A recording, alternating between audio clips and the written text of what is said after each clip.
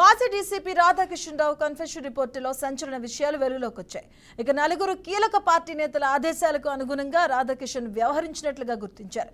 తన చిన్ననాటి మిత్రుడు అయిన ఎమ్మెల్సీ వెంకట్రామిరెడ్డికి పూర్తి స్థాయిలో సహకారం అందించినట్లు తెలిపారు. ఇక గత అసెంబ్లీ ఎన్నికల సందర్భంగా డబ్బులను రవాణా చేసినట్లుగా నిర్ధారించారు. పోలీసు వాహనాల్లో ఎమ్మెల్సీ వెంకట్రామిరెడ్డికి డబ్బులను పంపిణీ చేసినట్లుగా అంగీకరించారు. టాస్క్ ఫోర్స్ వాహనాల్లో ఎమ్మెల్సీ వెంకట్రామిరెడ్డికి డబ్బులు తరలించినట్లు తేల్చారు.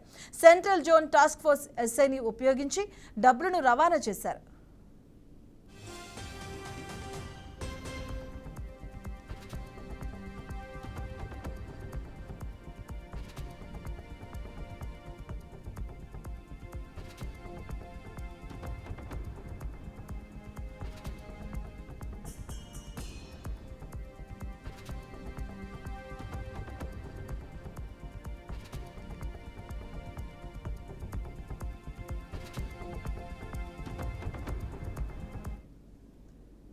మాజీ డీసీపీ రాధాకిషన్రావు కన్ఫెషన్ రిపోర్టులో సంచలన విషయాలు వెలుగులోకి వచ్చాయి. నలుగురు కీలక పార్టీ నేతల ఆదేశాలకు అనుగుణంగా రాధాకిషన్ వ్యవహరించినట్లుగా గుర్తించడం జరిగింది. దీనికి సంబంధించిన పూర్తి అప్డేట్స్ మా కరెస్పాండెంట్ లిఖిత అందిస్తారు. లిఖిత, కేసులో చూసుకున్నట్లయితే ఇప్పటి వరకు ఆయన చిన్ననాటి స్నేహితులు ఎమ్మెల్సీ అయిన వెంకటరెడ్డికి పూర్తి స్థాయిలో సహాయం చేసినట్లు రాధాకృష్ణ ఒప్పుకోవడం జరిగింది. గతంలో అసెంబ్లీ ఎన్నికల్లో సందర్భంగా డబ్బు రవాణా చేసినట్లుగా కూడా రాధాకృష్ణ ఆయన యొక్క రిపోర్ట్ లో ఒప్పుకున్నట్లుగా తెలుస్తోంది.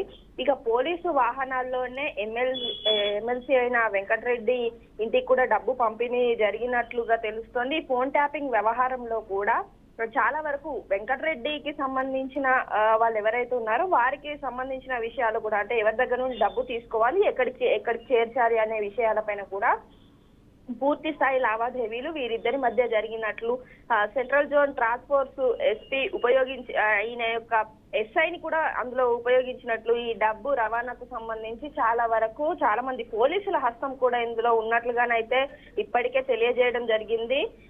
ఈ కేసులో ఇంకా కొంతమందికి సంబంధించిన సీక్రెట్ వ్యవహారాలను కూడా ఆల్రెడీ ఫోన్ ట్యాపింగ్ వ్యవహారంలో పొందుపరిచినట్లుగా తెలుస్తోంది. అంతేకాకుండా 4 కోట్ల డబ్బును వీళ్ళు ఆ సమయంలోనైతే సరఫరా చేసినట్లుగా ఇప్పటికీ ఒప్పుకోవడము, ఈ స్టేట్మెంట్ల ప్రకారము వారు విన్నవించడం అయితే జరిగింది. ఈ కేసులో ప్రధాన నిందితులుగా ఉన్న ప్రణీతరావు కావచ్చు, అలాగే ఈయన రాధాకృష్ణ కావచ్చు, వీరి స్టేట్మెంట్ ప్రకారము గత ప్రభుత్వంలో ఉన్న బడాబాబులు ఎవరైతే నాయకత్వంలో ఉన్నారో పార్టీ అధినేత ఆయన, అంతేకాకుండా ఎంపీ, ఎమ్మెల్సీ, మాజీ మంత్రులు కూడా ఇందులో ఇన్వాల్వ్ అయినట్లుగా తెలుస్తోంది. త్వరలోనే వారికి కూడా నోటీసులు పంపుతామంటూ కూడా కొత్త శ్రీనివాస్ కూడా కొద్ది రోజుల క్రితం ఆయన కూడా వెల్లడించడం అయితే జరిగింది. అయితే వీళ్ళకి సంబంధించి పూర్తి స్థాయి కొద్ది రోజుల్లో జరగనుంది. అంతేకాకుండా వాళ్ళకు సంబంధించిన లావాదేవీలకు సంబంధించిన వివరాలు కూడా పూర్తి స్థాయిలో పరిశీలిస్తున్నామంటూ కూడా